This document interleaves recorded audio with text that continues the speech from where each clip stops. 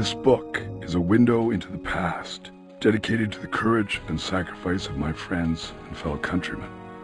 Together, we flew the skies during some of the darkest and most innovative days in history, the Great War and the dawn of aviation.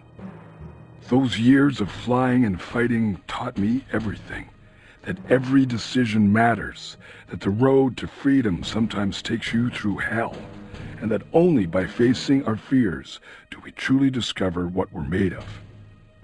My story isn't unique, and I'm no more of a hero than any other pilot who suited up to defend king and country.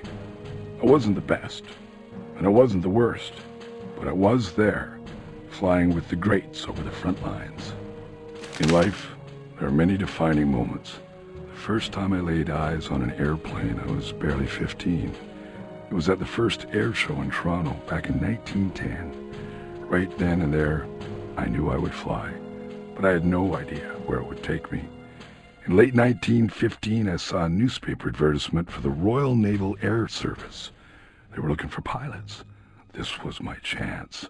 I enrolled at the Curtis Flying School in Toronto, which was the only one around at the time. There weren't many spots available, so I was lucky to even get in. Flying was everything I dreamed it would be. You can't imagine the freedom up there. It had been barely a decade since the very first flight, and here we were, a bunch of rowdy young boys with the sky as our playground. It didn't take me long to get my wings. There wasn't much to the requirements back then. Taking off and landing, that was pretty much it. As soon as I could, I joined the Royal Naval Air Service, or RNAS, the Navy's flying arm. At the time, the RNAS was taking more Canadian recruits than the Royal Flying Corps, or RFC, which supported the Army.